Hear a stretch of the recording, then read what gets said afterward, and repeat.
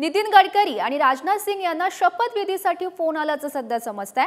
गडकरी आणि राजनाथ सिंग तिसऱ्यांदा आता मंत्रिपदाची शपथ घेणार आहेत। अपना दल पक्षाच्या अनुप्रिया पटेल यांना सुद्धा शपथविधीसाठी फोन आल्याचं सध्या समजतंय। चंद्रबाबू नायडू यांच्या टीडीपी पक्षाचे 2 खासदार शपथ घेणार आहेत।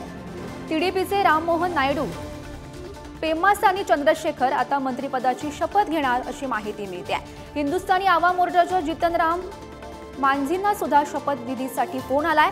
जेडीयूच्या लल्लन सिंग आणि रामनाथ ठाकूर यांना सुद्धा शपथविधीसाठी फोन आल्याची सध्या माहिती मिळते। त्यामुळे केंद्रीय मंत्रिमंडळात नेमकी कुणाला संधी मिळते हे पाहणं सुद्धा आता महत्त्वाचं ठरणार आहे। अनेक नावं खरं तर समोर येत आहेत। संध्याकाळी 7:15 हा शपथविधी सोहळा होईल आणि त्यामध्येच नेमकी कुणाची वर्णी लागते हे पाहणं महत्त्वाचं ठरणार आहे। त्याआधी नितीन गडकरी आणि राजनाथ सिंग यांना शपथविधीसाठी फोन आल्याचं सध्या समजतंय।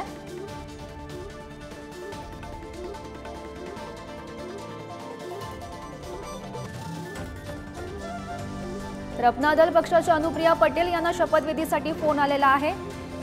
चंद्रबाबू नायडू यांच्या टीडीपी पक्षाचे 2 खासदार आता शपथ घेतील। टीडीपीचे राममोहन नायडू, पेम्मासानी चंद्रशेखर आता मंत्रिपदाची शपथ घेणार आहेत।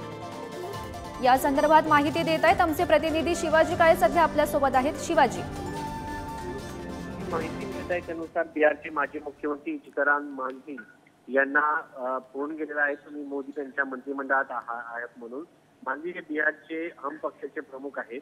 त्यानंतर चंद्रबाबू नायडू हा एनडीएमधील सगळ्यात मोठा घटक पक्ष आहे भाजप नंतर। त्यांच्या 2 खासदारांना शपथ दिली जाणार आहे। त्यामध्ये राममोहन नायडू कॅबिनेट मंत्रिपदाची शपथ घेणार आहेत, तर पेम्मासानी चंद्रशेखर हे राज्यमंत्रिपदाची शपथ घेणार आहे। त्यानंतर जर पाहिलं तर जयंत चौधरी हे देखील आरएलडीचे प्रमुख आहेत, त्यांना देखील शपथ घेणार आहेत। अनुप्रिया पटेल आहेत, आपल्या दलाच्या प्रमुख आहेत, त्या देखील शपथ घेणार आहेत। त्यांना शपथविधीच्या संदर्भात माहिती दिलेली आहे। प्रल्हाद जोशी भाजपचे नेते आहेत, त्यांनाही फोन केलेला आहे की तुम्ही मंत्रिपदाची शपथ घेणार आहात। नितीन गडकरी हे महाराष्ट्राचे बडे नेते आहेत, त्यांना देखील फोन केलेला आहे तुम्ही मंत्रिमंडळामध्ये आहात म्हणून। राजनाथ सिंग उत्तर प्रदेशमधून येतात आणि संरक्षण मंत्रिपदासारखी, गृहमंत्रीपदासारखी आतापर्यंत मोठी पदं त्यांनी भूषवलेली आहेत, त्यांना देखील फोन केलेला आहे की तुम्ही मंत्रिपदामध्ये आहात।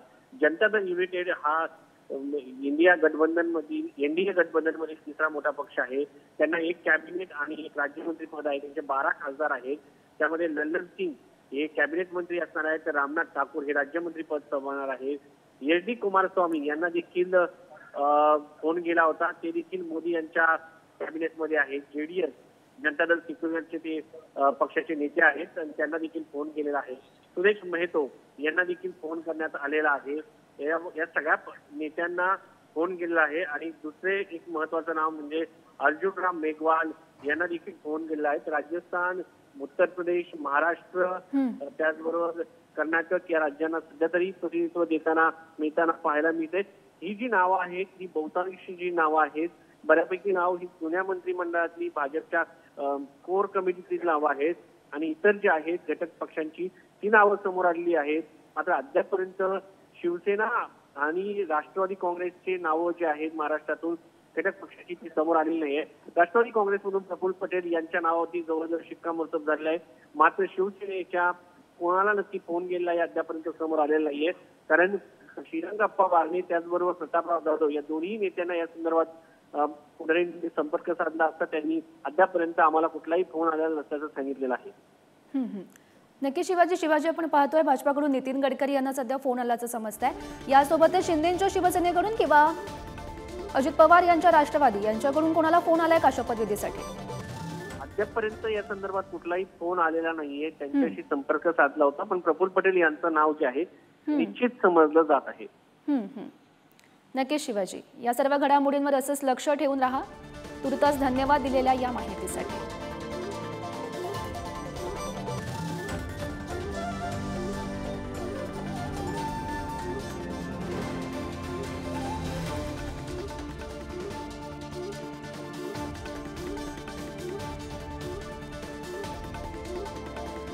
त्यामुळे पाहू शकतो नितीन गडकरी आणि राजनाथ सिंग यांना शपथविधीसाठी फोन आलेला आहे आणि अजूनही काहींना फोन येण्याची सुद्धा शक्यता वर्तवण्यात येते आणि यामध्ये अजूनही काहींची नावं समोर येत आहेत।